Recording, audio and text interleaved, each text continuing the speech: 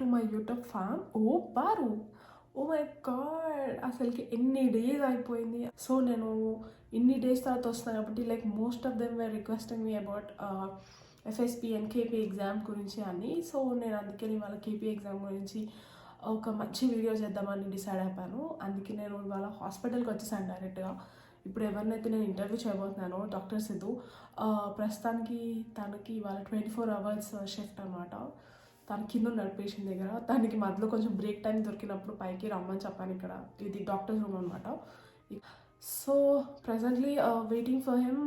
తను వచ్చినప్పుడు మళ్ళీ వీడియో స్టార్ట్ చేసేస్తాను. సో అప్పుడు నేను నాకు కుదిరినంత వరకు మనకి కావాల్సిన క్వశ్చన్స్, మన డౌట్స్ మీ తరపు నుంచి నా తరపు నుంచి అన్నీ అడిగిద్దామని ఫిక్స్ అయిపోయాను. సో ఇప్పుడు ఇంకేమాత్రం లేట్ చేయకుండా let's get started. Very very hearty congratulations doctor Siddhu. Thank you. Actually video వచ్చేసరికి ఇప్పుడు నేను తన బ్రేక్ టైం కొంచెం దొరికితే వచ్చి తీస్తున్నాను. ఇప్పుడు మధ్యలో తనకి మళ్ళీ కాల్ వచ్చినా కూడా వెళ్ళిపోవాలి. సో తన ఫోన్స్ కూడా అన్నీ ఇక్కడే ఉన్నాయి. సో మధ్యలో వెళ్ళిపోతే నేను బ్రేక్స్గా డివైడ్ చేసి తన మధ్యలో వచ్చినప్పుడు మళ్ళీ ఇంటర్వ్యూ చేస్తాను. సో ఇప్పుడు మనం ఇంటర్వ్యూలోకి వెళ్ళిపోదాం. సో జర్మనీకి వచ్చిన 2 yearsలోనే మీరు మీ లాంగ్వేజ్ ఎగ్జామ్స్, ఇంకా మీ టెంపరీ లైసెన్స్ కానీ పర్మనెంట్ లైసెన్స్ కానీ అవన్నీ విత్ ఇన్ స్పాన్ ఆఫ్ 2 yearsలో కంప్లీట్ చేసేస్తారు కదా. సో యాక్చువల్లీ గైజ్ 2 years అంటే చెప్పాలంటే it's a very short span అనమాట. 2 to 2.5 yearsలో మీరు వచ్చి లైక్ మీ లాంగ్వేజ్ లెవెల్స్ కానీ మీ టెంపరీ లైసెన్స్ ఎఫ్ఎస్పి కానీ పర్మనెంట్ లైసెన్స్ కేపీ ఎగ్జామ్ కానీ ఇవన్నీ కంప్లీట్ చేసుకోవడం అది చాలా చాలా గ్రేట్ అండ్ లక్ ఫ్యాక్టర్ కూడా ఉండాలి దానికి. ఎందుకంటే అన్ని దగ్గర అందరికీ సేమ్ ఉండవు. ఏమంటే పేపర్ వర్క్ ఎక్కువ ఉంటుంది, వెయిటింగ్ పీరియడ్ కొన్ని దగ్గర ఎక్కువ ఉంటుంది, కొంతమంది ఫస్ట్ అటెంప్ట్ అన్ని క్లియర్ చేయకపోవచ్చు. సో మల్టిపుల్ ఫ్యాక్టర్స్ అనమాట. బట్ మీరు అన్ని ఫస్ట్ అటెంప్ట్లో అన్నీ క్లియర్ చేసి విత్ ఇన్ షార్ట్ స్పాన్లో you clear all your exams. And good thing ఏంటి అంటే మనం ఎంత తొందరగా కంప్లీట్ చేసుకుంటే we can start our residency programme అనమాట. I'm very happy for you. చాలా ఫస్ట్ క్వశ్చన్ ఏంటి అంటే మీరు మీ కేపీ ఎగ్జామ్ ఎప్పుడు ఇచ్చారు? KP exam September 17, 2021. That's 2021. Okay, good. అంటే యాక్చువల్గా 1 month నుంచి పోస్ట్ పోన్ చేస్తాను. ఎగ్జామ్ అయిపోగానే వెంటనే ఇంటర్వ్యూ చేయాలని చెప్పి అడిగాను. బట్ టైం కుదరట్లేదు. సో అందుకే నా బ్లాగ్స్ రావట్లేదు అండ్ ఇంటర్వ్యూ కూడా డిలే అయిపోయింది. సో మీరు ఏ స్టేట్లో ఎగ్జామ్ ఇచ్చారు కేపీ ఎగ్జామ్? జాక్సన్ అండ్ హాలే సిటీలో ఇచ్చాను. ఓకే, జాక్సన్ అండ్ హాల్ట్లో లైక్ మన అన్ని ఎగ్జామ్స్ అన్ని హాలే సిటీలో రాస్తాము. అక్కడ మార్టిన్ లూథర్ కింగ్ యూనివర్సిటీ అని ఉంటుంది, పాత యూనివర్సిటీ అనమాట. అందులో ఎగ్జామ్స్ అన్నీ జరుగుతాయి ప్రస్తుతానికి అయితే. యా, చాలామందికి ఒక డౌట్ ఉండేది ఏంటి అంటే కొన్ని స్టేట్స్లో ఎగ్జామ్ ఈజీ ఉంటుంది అండ్ కొన్ని స్టేట్స్లో మాత్రం టఫ్ ఉంటుంది అని చెప్పని చాలా ఒక మిత్ ఉంది అనమాట. దాన్ని మీరు ఎట్లా చెప్తారు? ఐ మీన్ ఈజ్ ఇట్ అంటే అది నిజంగానైనా అట్లా ఉందా? కొన్ని స్టేట్స్లో మాత్రం చాలా టఫ్ జరుగుతుంది, కొన్ని స్టేట్స్లో మాత్రం చాలా ఈజీగా పిచ్చలైట్లో పాస్ అయిపోవచ్చు అని చెప్పని చాలా మందికి అట్లా అనుకుంటున్నారు. What do you say about that? In my experience చెప్పాలంటే exam is equal in every state. ఏ స్టేట్లోనైనా ఎగ్జామ్ డిఫికల్టీ కానీ ఎగ్జామ్ ప్యాటర్న్ కానీ అంత సేమ్ ఉంటుంది. కానీ the number of students which attempt, for example Berlin స్టేట్లో తీసుకుంటే నెంబర్ ఆఫ్ స్టూడెంట్స్ చాలా ఎక్కువ ఉంటారు, ఎన్ఆర్బే స్టేట్లో నెంబర్ ఆఫ్ స్టూడెంట్స్ చాలా ఎక్కువ ఉంటారు. సో అట్లున్నప్పుడు you will see a lot of failures also.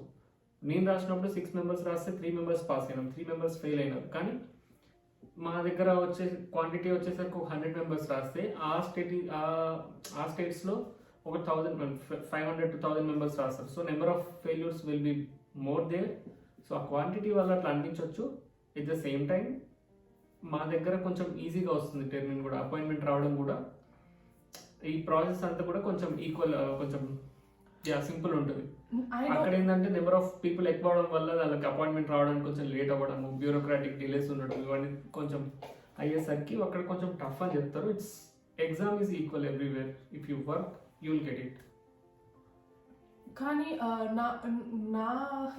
నా విషయంలో వచ్చేసరికి ఐ మీన్ మీరు ఇందాక టర్మ్ అండ్ అపాయింట్మెంట్ అనేది ఈజీగా వస్తుంది అన్నారు కదా. నేను అంటే నాకు పర్సనల్గా నేను కూడా ఇదే స్టేట్లో అప్లై చేసుకున్నాను. April అరౌండ్లో నేను అప్లై చేసుకున్నాను ఎగ్జామ్ డేట్. కి I mean around October and నవంబర్లో కావాలి అని చెప్పి. బట్ ఏంటి అంటే మనకి ఎగ్జామ్కి 1 month ముందే డేట్ వస్తుంది అనమాట. ఇప్పుడు ఆల్రెడీ నవంబర్ వచ్చేసింది, అంటే నాకు డేట్ యాక్చువల్లీ అక్టోబర్లో రావాలి కానీ ఇంకా రాలేదు. ఇప్పుడు నవంబర్లో వస్తుంది అని అంటే డేట్, అప్పుడు డిసెంబర్లో ఉంటుంది ఎగ్జామ్. ఇప్పుడు నవంబర్ కూడా రాకపోతే నా డేట్ నాకు తెలిసి నెక్స్ట్ ఇయరే అవ్వచ్చు. సో ఇట్స్ ఆల్ ఇండివిజువల్, మనం చెప్పలేము. కొంతమందికి తొందరగా వస్తుంది, కొంతమందికి డిలే అవుతుంది అట్లా. ఎగ్జామ్కి మీరు ఎన్ని మంత్స్ ప్రిపేర్ అయ్యారు అండ్ ఏమైనా కోచింగ్ ఏమైనా తీసుకున్నారు కేపీ ఎగ్జామ్కి? నేను ఎగ్జామ్కి సెపరేట్గా కోచింగ్ ఏం తీసుకోలేదు.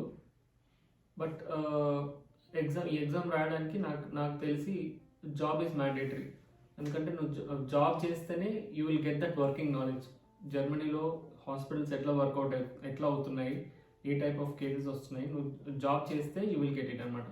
సో ఇట్స్ లైక్ జాబ్ చేస్తూ I prepared a lot. And exam ముందు కూడా 1 month నేను ఆఫ్ తీసుకొని జాబ్ నుంచి 1 month ఫుల్గా ప్రిపేర్ అయ్యాను. ఈ ఎగ్జామ్కి వర్కింగ్ నాలెడ్జ్ చాలా important. At the same time you will have to study general medicine, general surgery, pharmacology, first second year subjects and final year subjects you have to study, keeping aside OB-GYN. కానీ depends అనమాట. మీకు ఒకవేళ OB-GYN మీ కమిషన్లో, doctors కమిషన్లో OB-GYN ఉంటే మీకు అది కూడా అడుగుతారు. ఇట్ ఆల్ డిపెండ్ గైస్, అంటే అది ఇండివిజువల్ ఒపీనియన్. కొంతమంది అంటే ఎవరికైనా క్లినికల్ నాలెడ్జ్ బాగా ఉంది అని అనిపిస్తే వాళ్ళు జస్ట్ హాస్పిటల్లో వర్క్ చేసుకుంటూ చదువుకుంటూ సరిపోతుంది. కొంతమందికి ఎవరికైనా అంత క్లినికల్ నాలెడ్జ్ లేదు అన్న కొంచెం టెన్షన్ అట్లా ఉంటుంది ఆబ్వియస్గా ఎగ్జామ్ ముందు. అట్లా ఉన్న వాళ్ళు మోస్ట్ ఆఫ్ దెమ్ కోచింగ్ తీసుకునే వాళ్ళు ఉంటారు, తీసుకోకపోయిన వాళ్ళు కూడా ఉంటారు, సెల్ఫ్గా ప్రిపేర్ అయ్యే వాళ్ళు కూడా ఉంటారు. కేపీ ఎగ్జామ్ ఫీజ్ నార్మల్గా ఎంత ఉంటుంది? మన స్టేట్లో KP exam fees is around 770 euros, which comes to around 65 to 70,000 in India. Only fees వరకు గైస్ అది. ఎగ్జామ్ ఫీజ్ అది. అంటే మళ్ళీ మనం కోచింగ్ ఏమైనా తీసుకోవాలంటే ఇందాక మాట్లాడుకున్నట్టు సపరేట్ ఉంటుంది ఆబ్వియస్గా. అండ్ ఇంకా మెటీరియల్స్ కానీ బుక్స్ నేను కొన్ని బుక్స్ కొనుక్కోవడం జరిగింది. 200 euros వరకు పడింది. జనరల్ మెడిసిన్ బుక్ ఒకటి, జనరల్ సర్జరీ బుక్ ఒకటి, అండ్ అంగో సబ్స్క్రిప్షన్ అని చెప్పి ఇయర్లీ సబ్స్క్రిప్షన్ ఒక వెబ్సైట్ ఉంటుంది. So prepare from that. ఈ 1 year like around 150-200 euros cost అవుతాయి, లైక్ ఎక్స్ట్రా మెటీరియల్స్ అని. సో ఇప్పుడు ద మోస్ట్ అవైటెడ్ క్వశ్చన్ అందరూ చాలా మందికి ఉండేది, what is the pattern of the exam? అసలుకి ఏంటి ఏమంటారు, ఆబ్జెక్టివ్ టైపా లేకపోతే రిటర్న్ టైపా, ఎన్ని రోజులు జరుగుతుంది, డేస్ జరుగుతుందా లేకపోతే ఓన్లీ 1 day జరుగుతుందా లేకపోతే కొన్ని అవర్స్ జరుగుతుందా అని చాలా మందికి అంటే అంత క్లారిటీగా లేదు. So can you explain them in detail, like exam? Should I explain how my exam went or ఈ ప్యాటర్న్ అంతా చెప్పమంటారా? No, నార్మల్గా ఫస్ట్ అంటే ఎన్ని లెవెల్స్ ఉంటాయి ఎగ్జామ్, ఎన్ని అవర్స్ లేకపోతే ఎన్ని డేస్ పడుతుంది, ఒకే డే అయిపోతుందా? జస్ట్ ఫస్ట్ మీ ఎగ్జామ్ తర్వాత మాట్లాడుకుందాం. నార్మల్గా బేసిక్ ఎట్లా జరుగుతుంది ఎగ్జామ్ అనేది, ఏ లెవెల్స్ ఎన్ని ఉంటాయి? Okay, exam takes 1 day exam. Morning 8 o'clock అట్లా వెళ్తే ఈవినింగ్ 4 o'clock వరకు ఎగ్జామ్ ఉంటుంది. ఆఫ్టర్నూన్ వాళ్ళు కూడా ఉంటారు కదా, ఆఫ్టర్నూన్ టర్మింగ్ వాళ్ళు ఎఫ్ఎస్పీకి ఉంటారు, కేపీకి ఎవరు ఉంటారు, చాలా తక్కువ. సో ఇది డిపెండ్స్ అనమాట. ఇప్పుడు మీకు ఒకవేళ ముందే వచ్చేస్తే you will finish about 2 o'clock. ఒకవేళ మీ నెంబర్ లేట్ ఉందంటే మీకు 6 వరకు కూడా అవ్వచ్చు. ప్యాటర్న్ వచ్చేసరికి ఫస్ట్ లోపలికి వెళ్ళగానే యూ విల్ ఒక పేషెంట్ కేసు తీసుకోవాలన్నమాట. జర్మన్ ఒక యాక్టర్ వస్తారు, in my case she was a women. అట్లా ఒక యాక్టర్ వస్తుంది, she will speak with you, you will take that case తీసుకొని హిస్టరీ అంతా తీసుకున్న తర్వాత ఐఎమ్ గోయింగ్ విత్ దిస్ డియాగ్నోసిస్, నేను ఇది అనుకుంటున్నాను, మీకు ఇది ఉండొచ్చు దానికి అని చెప్పి నేను ఈ ఇన్వెస్టిగేషన్స్ చేస్తాను. ఒకటి బ్లడ్ ఇన్వెస్టిగేషన్స్ కానీ, ఇమేజింగ్ ఇన్వెస్టిగేషన్స్ కానీ, అల్ట్రాసౌండ్ కానీ, ఇవి వీ హ్యావ్ టు టెల్ అనమాట. చెప్పి ఒక్కొక్క ఇన్వెస్టిగేషన్, ఫర్ ఎగ్జాంపుల్ సిటీ చేస్తే సిటీ ఎట్లా చేస్తామో దాంట్లో ఏముంటుంది, అసలు సిటీ అంటే ఏంటిది, ఇవన్నీ ఎక్స్ప్లెయిన్ చేయాల్సి ఉంటుంది పేషెంట్కి ఇవన్నీ చెప్పి పేషెంట్కి will have to reassure the patient. చెప్పి నీకు ఇది ఉండొచ్చు దానికోసం అని చెప్పి మేము ఇన్వెస్టిగేషన్స్ చేసి దాన్ని కన్ఫర్మ్ చేసుకుంటాను. ఎట్ ద సేమ్ టైం నేను మా చెఫ్ అంటే మా హెడ్ డాక్టర్తో హెచ్ఓడితో ఒకసారి మాట్లాడి will continue with further therapy అని చెప్పి ఎక్స్ప్లెయిన్ చేసి దాని తర్వాత పేషెంట్ ఇట్ టేక్స్ అరౌండ్ 20 మినిట్స్లో ఇవన్నీ చేసేయాలి. దీని తర్వాత you will get 10 minutes investigation. తర్వాత ఒక బండిల్ ఆఫ్ పేపర్స్ ఇస్తారు. ఆ బండిల్ ఆఫ్ పేపర్స్లో మీకు లాట్ ఆఫ్ ఇన్వెస్టిగేషన్స్ ఉంటాయి, starting from blood to imaging అనమాట. సో నాకు వచ్చిన పేపర్లో ఒక 6 to 7 pages ఉన్నాయి. దాంట్లో full of investigations. You will have to pin point which investigations you will undertake in this case. నువ్వు అనుకున్న డయాగ్నోసిస్కి మనం ఈ ఇన్వెస్టిగేషన్స్ చేయాలి అని. ఎట్ ద సేమ్ టైం మనం ఒకవేళ ఎక్కువ చేస్తే ప్రాబ్లం లేదు, తక్కువ చేస్తే ప్రాబ్లం, ఎక్కువ చేస్తే ప్రాబ్లం లేదు అనుకోవచ్చు. కానీ ఎక్కువ చేస్తే ఇదెందుకు చేసావు అని చెప్పి తర్వాత వైవాలు అడుగుతారు అనమాట.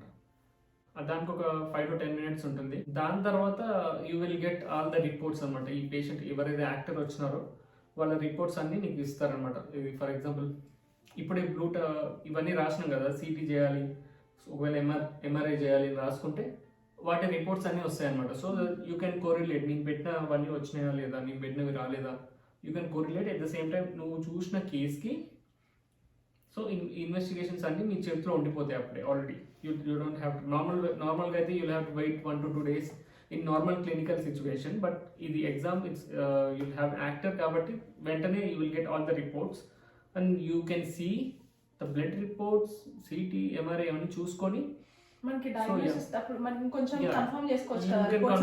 Can confirm your diagnosis. Then తర్వాత you will have to write and ask brief, అంటే ఒక లెటర్ రాయాలి లైక్ కేస్ సమ్మరీ లాగా. దానికి ఒక ప్యాటర్న్ ఉంటుంది, అది ఎఫ్ఎస్పి ఎగ్జామ్లో రాసినట్టే ఉంటుంది. But you will have to be more clearer with you will have to confirm your diagnosis in that and you will have to give prognosis also. ఈ కేసు ఎట్లా ఉండబోచ్చు, ఇన్ కమింగ్ 1 to 2 days ఏం చేయొచ్చు, ఏం జరుగుతుంది కూడా రాయాలి. సో అది రాసిన తర్వాత you will have to wait for half an hour. Basically, you will get 3 doctors for Viva. These are అందరూ ఒకేసారి కూర్చొని ఉంటారు లేకపోతే ఇండివిజువల్ గా వేరే వేరే అందరూ ఒక్క దగ్గరే కూర్చొని ఉంటారు అన్నమాట. ఒక పెద్ద హాల్ ఉంటుంది, ఆ హాల్లో ఉంటారు ముగ్గురు. సో ఆర్ట్స్ కమిషన్ గురించి మీకు ఎగ్జామ్కి 1 week ముందు తెలుస్తుంది అనమాట. ఫర్ ఇన్ మై కేస్ ఒకరు హెమటో ఆంకాలజిస్ట్, ఇంకొకరు ఆర్థోపెడి, ఇంకొకరు జనరల్ మెడిసిన్ ఉండే. సో సమ్ టైమ్స్ ఇట్లనే ఆంకాలజీ, రేడియాలజీ ఇట్లా వస్తే ప్రాబ్లం అవ్వచ్చు. కానీ ఈ 1 week ముందు తెలియడం అనేది చిన్న అడ్వాంటేజ్ అనమాట. కానీ 1 weekలో మనం ఏం చేయగలుగుతాం. కానీ 1 week ముందు తెలిస్తే, ఫర్ ఎగ్జాంపుల్ నాకు హెమటో ఆంకాలజీ అని తెలిసింది 1 week ముందు, నేను ల్యూకేమియా, లింఫోమా అని ఇంకొకసారి కొంచెం బాగా రివైజ్ చేయాల్సి వచ్చింది. దెన్ వాళ్ళ దగ్గరికి వెళ్ళినప్పుడు అక్కడ ఒక 1.5 hour you will have to stay with them. But వాళ్ళు క్వశ్చన్స్ అడుగుతుంటారు 1 by 1, అడిగి నీకు ఎక్స్రే చూపించడము, సిపిఆర్ చేయించడము, ఎట్లా చేస్తున్నారు, ఇంకొక బ్లడ్ టెస్ట్ కానీ లేకపోతే ఫర్ ఎగ్జాంపుల్ పోలీస్ కానీ, ఇవన్నీ they will look how you are doing అనమాట. అందుకే నేను that's why I told you that will have to work in hospital, that's better. ఇక బేసిక్ నుంచి లైక్ క్యానులా పెట్టడం దగ్గర నుంచి anything they will ask you to do. I mean ఎందుకంటే ఇక్కడ స్టెప్ బై స్టెప్ చేస్తున్నాను. If you skip some step, gloves వేసుకొని sterile గా చేస్తున్నామా, అన్ని అబ్జర్వ్ చేస్తారు. So you have to be very careful. But 1.5 hour 2 hours viva అంటే like 3 examiner commission ముందు చాలా అది స్ట్రెస్ఫుల్ కదా. స్ట్రెస్ఫుల్. వాళ్ళు కూడా మామూలు డాక్టర్స్ కాదు, they are professors.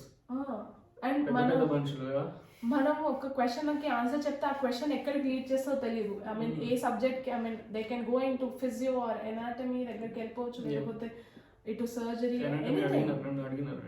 So this is like డీటెయిల్డ్గా అంటే ఎగ్జామ్ ప్యాటర్న్ ఏంటి, అసలుకి ఎన్ని లెవెల్స్ ఉంటాయి, ఎట్లా జరుగుతుంది అని చెప్పని. సో ఇప్పుడు ఎగ్జామ్కి తనకి ఏ కేసు వచ్చిందో మనం అడుగుదాం ఇప్పుడు. సో మీకు ఏ కేసు వచ్చింది ఎగ్జామ్లో? నాకు బ్రాంచియల్ కార్సినోమ్ వచ్చింది, లంగ్ క్యాన్సర్. నాకు వచ్చిన lady she's around 70 years old. She came with her husband. వచ్చి కూర్చున్నప్పుడు I started asking questions. So she had hemoptysis, blood while coughing, అది ఉండే ఆమెకి. The same time she stressed on forgetting things. I'm forgetting things from 2 months. నా మనవల్ని school నుంచి తీసుకురావడం మర్చిపోయాను, ఇవన్నీ చెప్తుంది. నేను కంప్లీట్గా హిస్టరీ అంతా తీసుకున్న తర్వాత I told her that this might be a case of carcinoma, cancer అవ్వచ్చు. మనం will do a CT thorax, x-ray చేస్తాము ఫస్ట్. అయితే చేసిన తర్వాత విల్ గో ఫర్దర్ అని చెప్పినాను. చెప్పిన తర్వాత ఈ ఐఎమ్ ఫర్గెటింగ్ థింగ్స్ అని చెప్పేసరికి ఎందుకైనా మంచిది అని చెప్పి I ordered an MRI head అనమాట. ఎంఆర్ఐ హెడ్ ఆర్డర్ చేసి it worked out well. My diagnosis was correct. It's bronchial carcinoma with a frontal metastasis. ఇలా ఫ్లాష్ అమ్నీజీ టైప్లో ఉంది. సో ఫర్గెట్ఫుల్నెస్ కానీ ఇవన్నీ ఆ కేసులో ఉన్నాయి.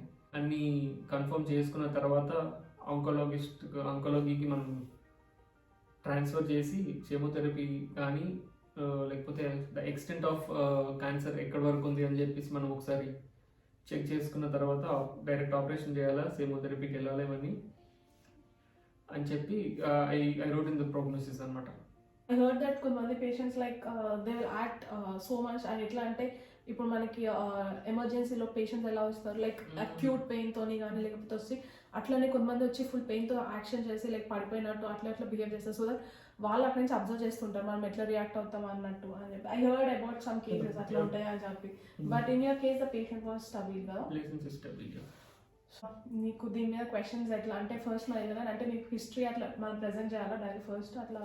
సో నేను ఫస్ట్ రూమ్కి వెళ్ళగానే there were three doctors as commission, and at the same time there is another person అనమాట. He records everything which you say which the doctors say అనమాట. He will be typing everything. ఏ question అడిగిందో ఈయన ఏం answer చేసినాడు. So everything will be documented. But I don't know why unfair practices లేకుండా everything document చేస్తే better అని చెప్పి చేస్తారు కావచ్చు.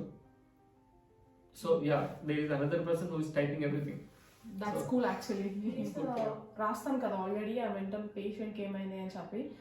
మళ్ళీ మన లోపలికి వెళ్ళినాక మళ్ళీ కేసు ప్రజెంట్ చేయాలి. వాళ్ళు ఆల్రెడీ కరెక్ట్ చేసుకుంటారు కదా, మళ్ళీ మనం ఆల్రెడీ కరెక్ట్ చేసుకుంటారు కానీ will have to present the case again.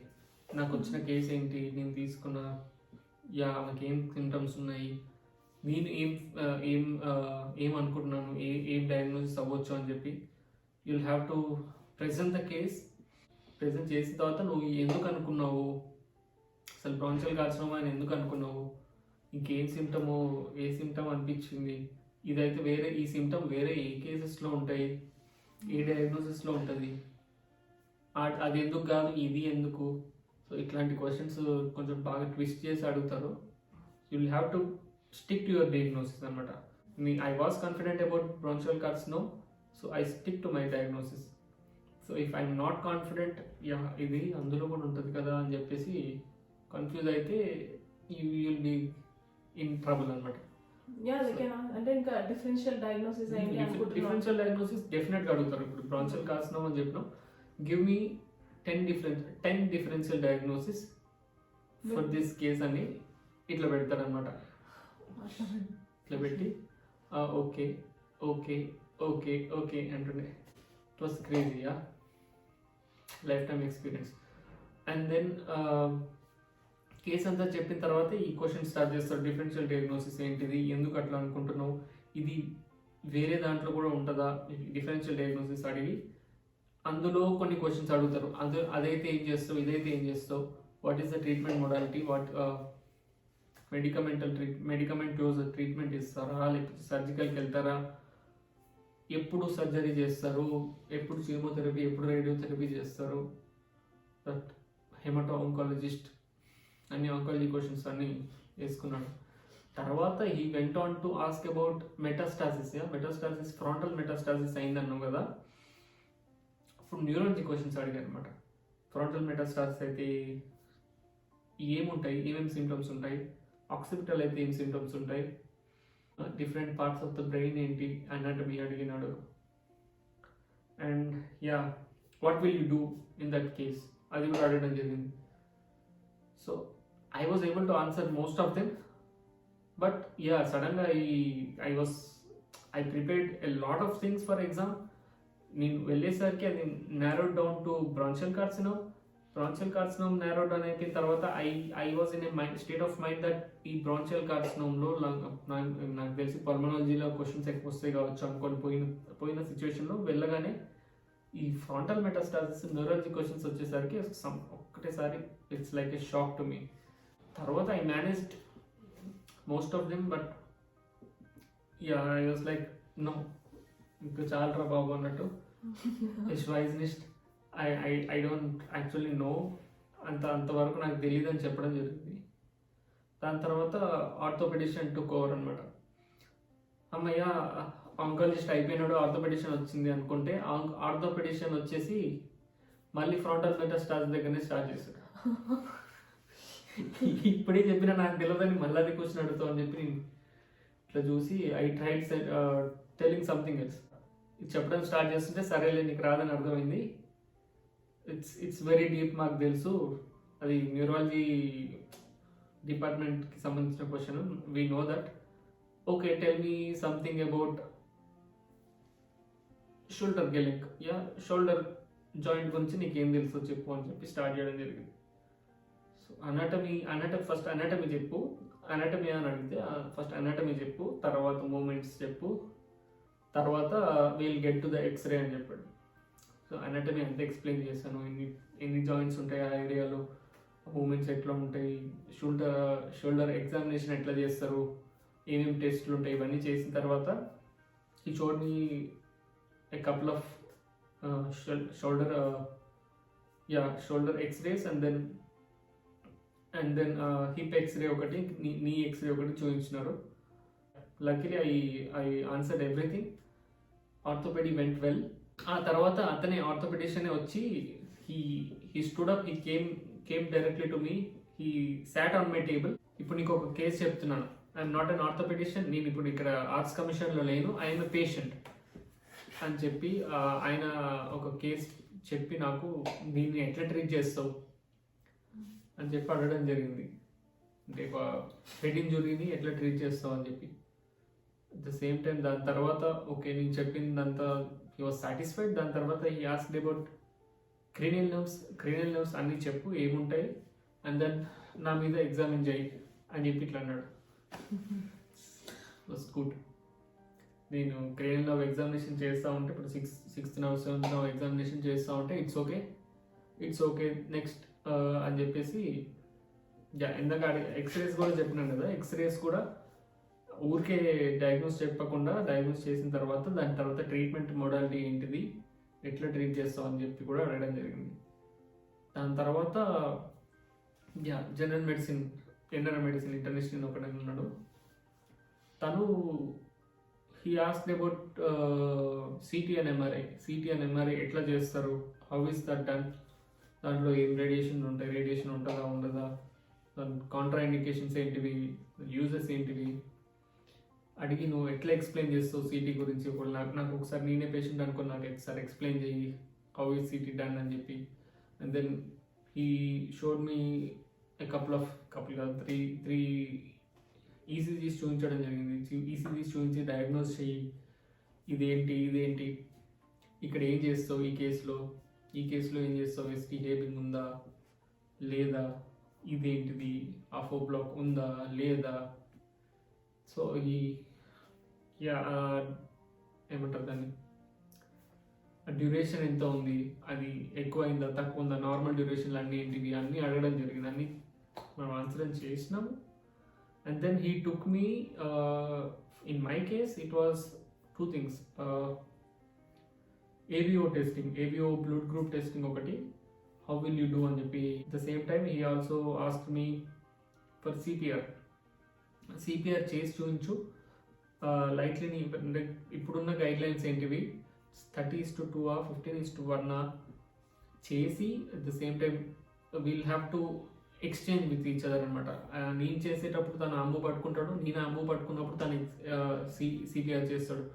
The same time C grip ఇవన్నీ సరిగ్గా పట్టుకుంటున్నావా, సరిగ్గా చేస్తున్నావా, ఇవన్నీ దే లుక్ అనమాట. ఇంటర్నిస్టిష్ అంటే మెడిసిన్ ఎక్స్రేస్ కూడా చూపించినారు. నాకు ఒకటి న్యూమోథొరాక్స్ ఒకటి చూపించడం జరిగింది. న్యూమోథొరాక్స్ ఇట్స్ లైక్ అందరినీ నిన్ను కూడా రేపు న్యూమోథొరాక్స్ అడుగుతారు. It's like it's a compulsory question, ఎందుకంటే ఇట్స్ అన్ ఎమర్జెన్సీ. ఇక్కడ చాలా కామన్ మన దగ్గర కంటే. ప్లస్ ఇక్కడ ఇంటర్వెన్షన్స్ కూడా ఎక్కువ చేస్తారు కదా, ప్లూరోపుంక్షన్లు కానీ ఇవన్నీ ఎక్కువ చేస్తుంటారు కాబట్టి న్యూమోథొరాక్స్ కొంచెం మనకంటే కొంచెం కామన్ కేస్ అనమాట. So you have to diagnosis correctly. And then okay అంతా అయిపోయిన తర్వాత లాస్ట్కి మళ్ళీ again tell me 10 differential diagnosis for thorax medicine అని చెప్పాడు. 10 డిఫరెన్షియల్ డియాగ్నోసిస్ చెప్పి దే కాల్డ్ ఇట్ ఆఫ్ అనమాట. Then they told me to go and wait outside so that they discuss with each other. నేను బయటకు వెళ్ళి కూర్చున్న తర్వాత ఒక 10 minutesకి ఆ 10 minutes వెయిటింగ్ పీరియడ్ ఎట్లా ఉంటుంది అంటే ఓ మై గాడ్ హార్ట్ అసలుకి లోపల ఉండదు నాకు తెలిసి. 10 minutes ఉందా లేదా, ఎగ్జామ్ ఎట్లా అయింది. ఇప్పుడు I can tell you that I'm very confident నేను ఆన్సర్ చేసిన అన్ని అని చెప్పి.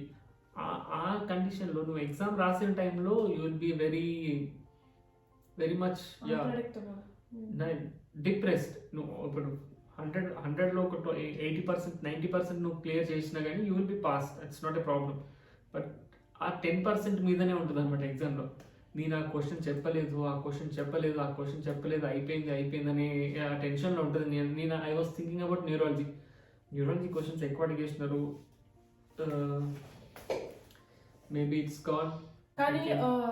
కానీ ఇంకొక ఇది అడ్వాంటేజ్ చెప్పొచ్చు, డిసడ్వాంటేజ్ కూడా చెప్పొచ్చు. ఏంటి అంటే ఆ ఎగ్జామ్ రిజల్ట్ మనకి సేమ్ డేనే తెలిసిపోతుంది ఎగ్జామ్ అయిపోయినాక. అదేదో మనకి ఇంకో 1 month టైం ఉంది, అప్పుడు ఎలా తెలుస్తుంది రిజల్ట్, కొంచెం రిలాక్స్ అవుదాం బిందాస్ గుందాం అన్నట్టు ఉండదు. అదే రోజు లైక్ ఒక 10-20 minutes గ్యాప్లో మనకి రిజల్ట్ అని తెలిసిపోవడం వల్ల ఒక అడ్వాంటేజ్ అండ్ డిసడ్వాంటేజ్ కూడా, ఒకవేళ ఆమె క్లియర్ అవ్వకపోతే. Then after 10 minutes they call me inside. నేను లోపలికి వెళ్ళిన తర్వాత they ask me first exam ఎట్లా అయింది అన్నాం అనుకుంటున్నావు అని చెప్పి. I was like no it didn't go well, నేను ఆన్సర్ చేయలేకపోయినా న్యూరాలజీ ఆస్పెక్ట్స్ అని చెప్పినాను. They told me that you did relatively well. Neurology is something of a speciality. You will get there, that's not a problem. But you pass the exam, we are satisfied with your performance అని చెప్పడం జరిగింది. So everything in డాయిచ్. So కొన్నిసార్లు కొంతమందికి అది అర్థం కాదు. In my case they told me that I was in కొంచెం షాక్లో ఉంటాం కదా. యూ పాస్ అని చెప్పిన తర్వాత నాకు I was looking at like this you pass జీ హ్యావ్ ఎన్ బెస్ట్ స్టాండర్డ్ అని చెప్తే I was not paying attention anamata. I was something like this. He was not believing actually. I believed it, but I was not paying attention. Itla something unruhish untunde koncham. So and then I asked them once again, the third time I confirmed it that I passed, and then I came. So ఇది detailed video guys. అంటే KP exam గురించి ఏమంటాం like ఉన్న అన్ని questions అన్ని mostly మీ side నుంచి నా side నుంచి అన్నీ నేను అడిగాను అనుకుంటున్నాను. అండ్ ఇప్పుడు మీకు ఇంకా కొంచెం బెటర్ క్లారిటీ వచ్చింది అనుకుంటున్నాను like all about the exam. So few weeks back నేను ఇన్స్టాగ్రామ్లో ఒక పోస్ట్ పెట్టాను లైక్ నేను ఇట్లా కేపీ ఎగ్జామ్ గురించి ఇట్లా ఒక వీడియో తీద్దాం అనుకుంటున్నాను అని చెప్పి. సో ఏమైనా డౌట్స్ ఉన్న క్వశ్చన్స్ ఉన్నా అడగమని చెప్పాను. లైక్ అంటే చాలా క్వశ్చన్స్ వచ్చాయి, కానీ నేను అందులో కొన్ని ఫిల్టర్ చేసి లైక్ కామెంట్ క్వశ్చన్స్ ఉన్నవని. అండ్ నాకు తెలిసి మోస్ట్లీ ఆ క్వశ్చన్స్ అని మనం ఇందాక ఆల్రెడీ మాట్లాడేసుకున్నాం. మళ్ళీ ఇంకొకసారి ఏమైనా కొత్తగా ఉంటే will discuss about these questions. And so that మీరు ఆన్సర్ చేస్తే మా ఏంటి మా ఆడియన్స్కి దే ఫీల్ హ్యాపీ ఏమంటే వాళ్ళ సైడ్ నుంచి నేను అడుగుతున్నందుకు మిమ్మల్ని. ఓకే. సో ఫస్ట్ క్వశ్చన్ వచ్చేసరికి doctor Ram Charan, is the exam in MCQ format or interview? Exam ఇందాక ఆల్రెడీ మనం డిస్కస్ చేసింది. ఆల్రెడీ డిస్కస్ చేసుకున్నాం. It's not an MCQ format, it's combination of different genres.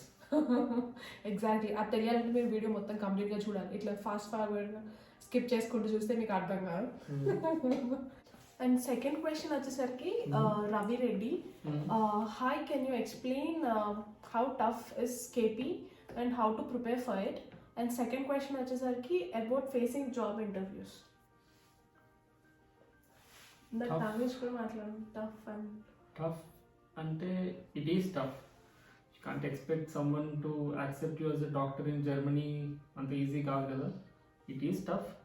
They test your clinical skills, they test your knowledge from first year to final year subjects, and yeah, you'll have to prepare carefully. So in my case, I prepared from Ambos, our website lo different topics అన్ని cover చేయడం జరిగింది. And then Harold అని internal medicine textbook ఒకటి ఉంటుంది, which our overalls మా chef కానీ మా overalls కానీ they suggest that book a lot clinical knowledge కోసం.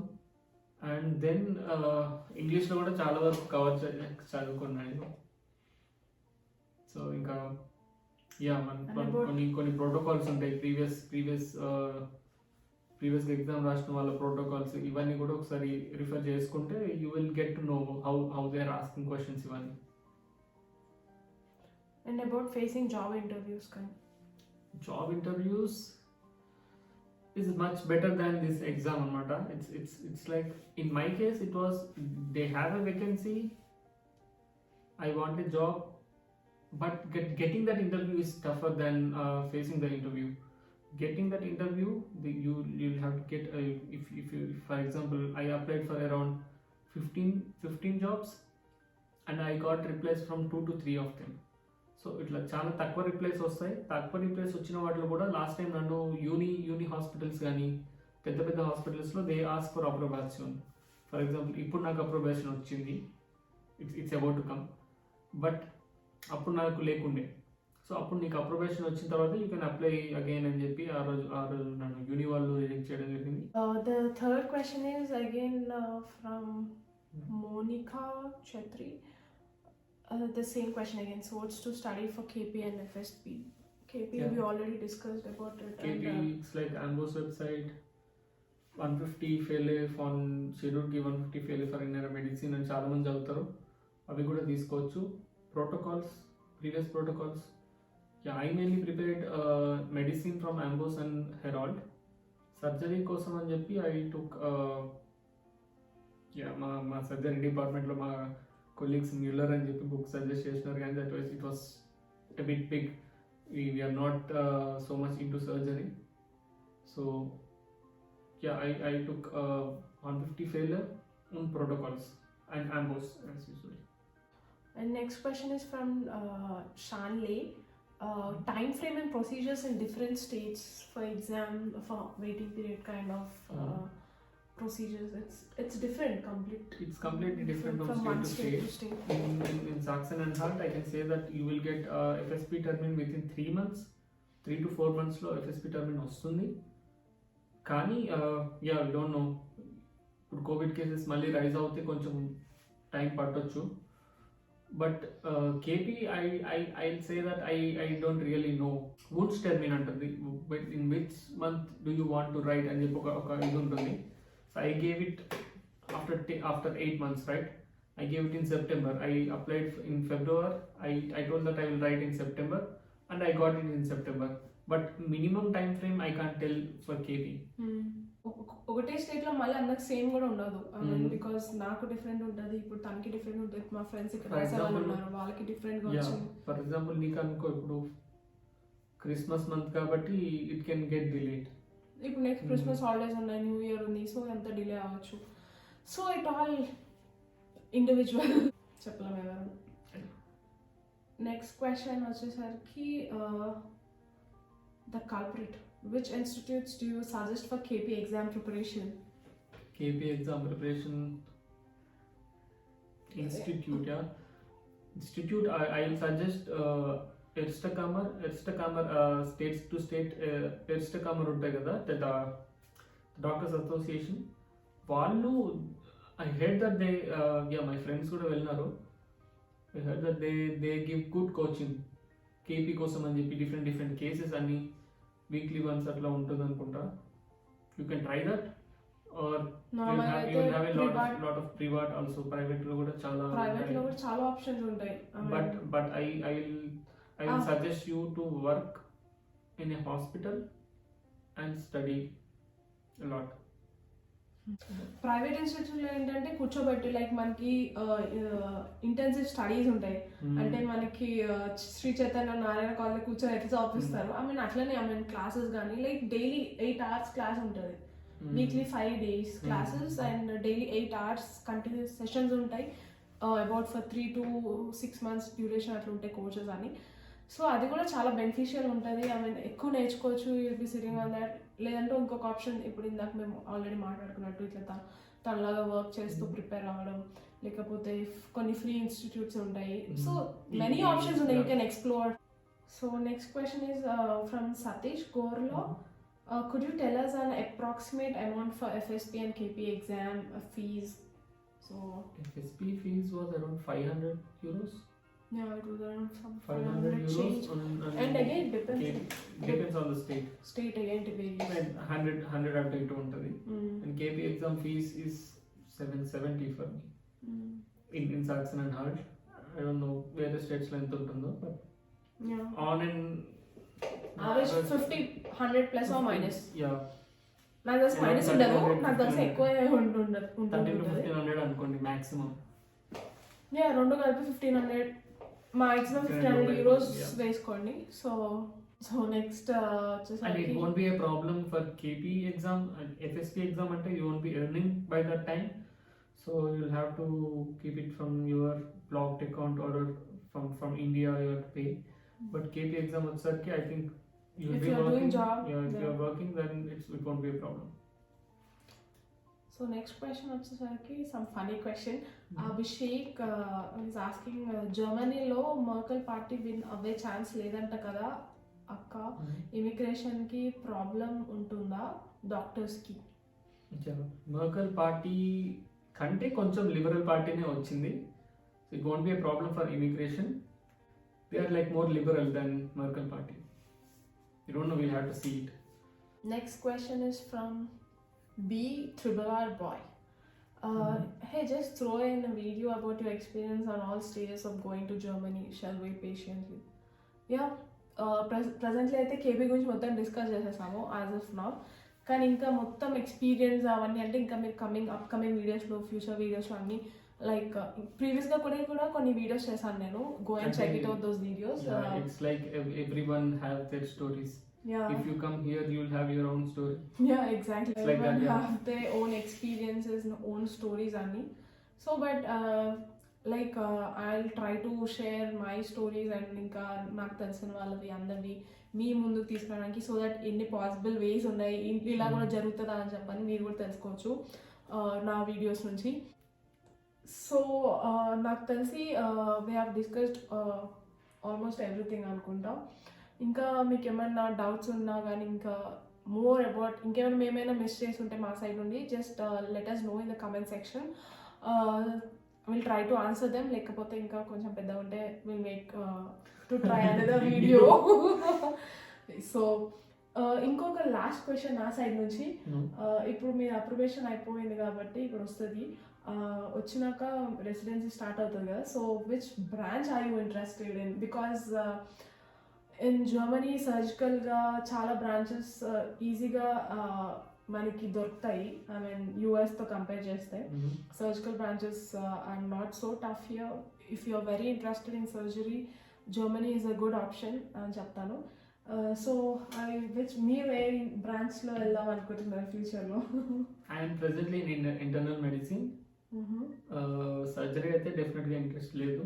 I will continue with internal medicine. And Yeah, we'll see. Specialty future. Specialty, we'll see. చలో then ఇప్పుడు ఇంకా వీడియోని ఇక్కడితో వైండప్ చేసేద్దాము.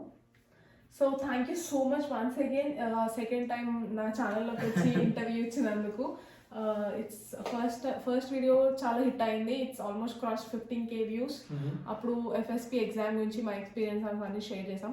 ఈ వీడియో కూడా అట్లనే ఫుల్ హిట్ చేయండి, ఫుల్గా చూడండి. Don't forget to like, comment down, అడగండి. నన్ను క్వశ్చన్స్ ఏమైనా అడగాలనుకుంటే she will reply to them and share it with your friends and family members.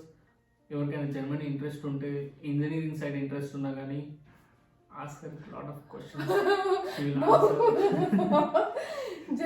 Insta లో కూడా చాలా క్వశ్చన్స్ అడగొచ్చు. You can ask me. Yeah, నేను చాలా మంది ఫేస్బుక్ లో నాకు definitely there are a lot of people are asking about engineering fields and all. We are doctors, yeah. We actually don't know anything about engineering, so మాకు ఎవరైనా friends engineering friends ఎవరైనా we will అడిగి చెప్పడానికి try చేస్తాం mostly. If you want that, yeah, just comment down below so that we can arrange an interview with an engineering graduate here in Germany. Yeah. We can also make that. We can make, yeah. And నేను చాలా మంది నాకు ఫేస్బుక్లో message చేస్తూ ఉన్నారు. ఫేస్బుక్లో నేను అంత యాక్టివ్ ఉన్నాను, అస్సలకి ఉన్నాను. మీకు ఏమన్నా నన్ను అడగాలనుకుంటే just follow me on Instagram. I will be more active in Instagram. So that's all guys. Like చేయడం మాత్రం అస్సలు మర్చిపోకండి వీడియోని. And don't forget to subscribe to my channel. See you again. Until then, lots of love. Bye.